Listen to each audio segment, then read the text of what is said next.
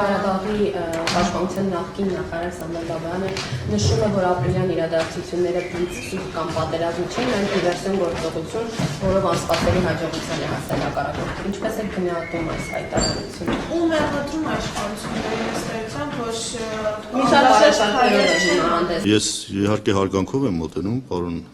Բաբայանին, որտեղ նրա անցած ճանապարհը, իր վաստակը իսկապես պետք է գնահատել,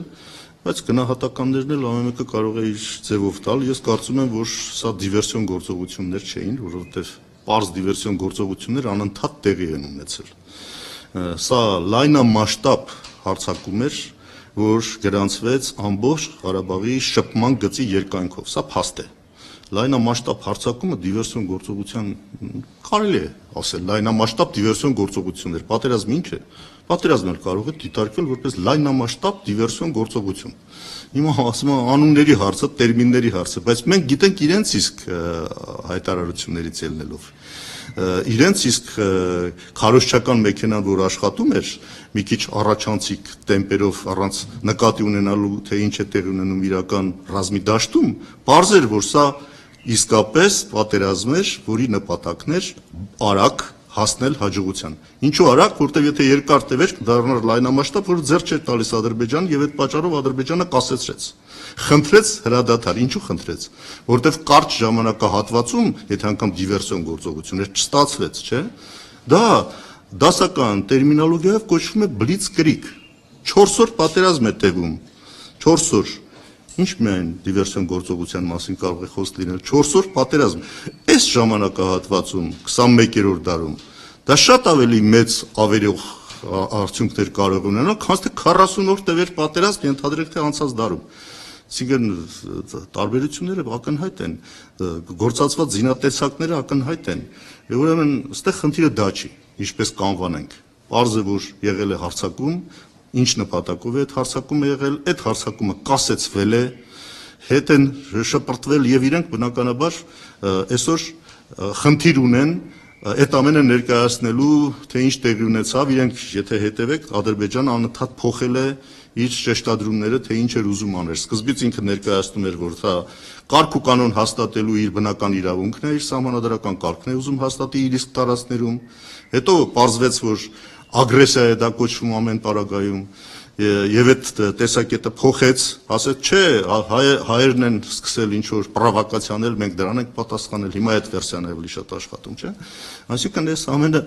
պետք է կոնտեքստի մեջ նայել եւ պարզ կդառնա, որ ծրագրված կարճաժամկետ լոկալ այս տարածքի իմաստով լոկալ Ղարաբաղի շփման գծի իմաստով լոկալ պատերազմ է հրահրել Ադրբեջանը ունենալով կոնկրետ նպատակներ։ Այդ նպատակներին չի հասել Ադրբեջանը, սա է իրականությունը։ Դուք տեսնում եք նրա պաշտպանության բանակում որևէ դերակատարություն, որևէ պաշտոն նրա համար։ Նա նշել է, որ երկու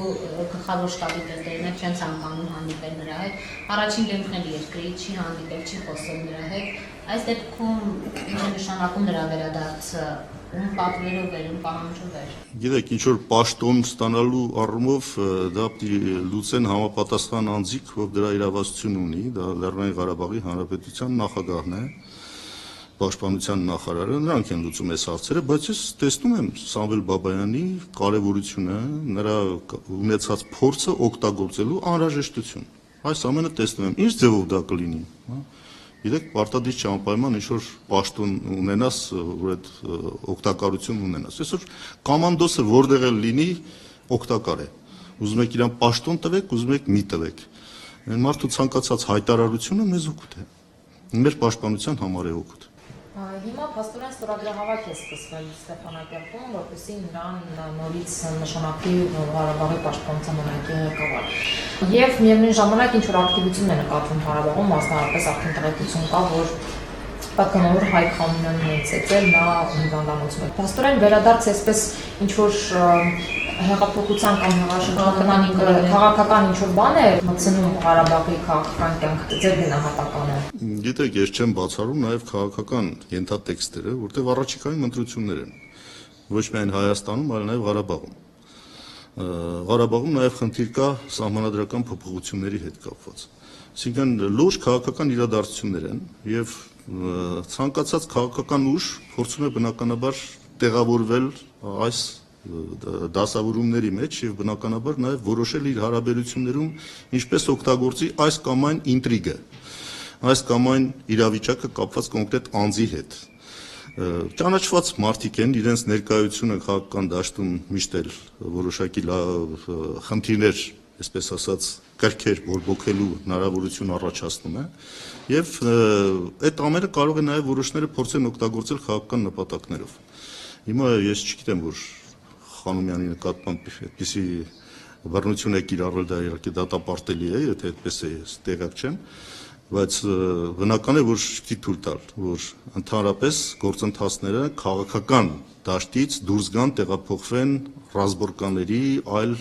անընդունելի հարաբերությունների դաշտ։ Մենք այսօր պետք է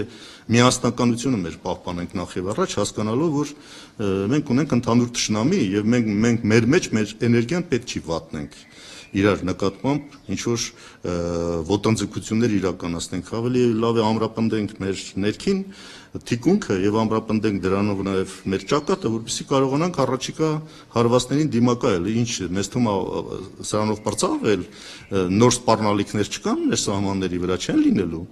Չարաչար սխալվում են, առջևում շատ ավելի լուրջ փորձություններ են մեզ սպասվում։ Ուրեմն պետք է այս բաներից հեռու մնալ, միասնականությունը պահպանել եւ բոլորի փորձն էլ օգտագործել մեր պաշտպանունակությունը, մեր անվտանգությունն ապահովելու։ Տեսնում եք իրեն Ղարաբաղի պաշտպանության նախարարի պաշտոնում։ Այդ պաշտոնի նշանակողը ես չեմ, ես ասեցի իրեն տեսնում եմ որպես փորձառու անձնավորություն ամեն տեղ էլ նա կարող է աշխատել օգտակար լինել, ինչ խնդիր կա։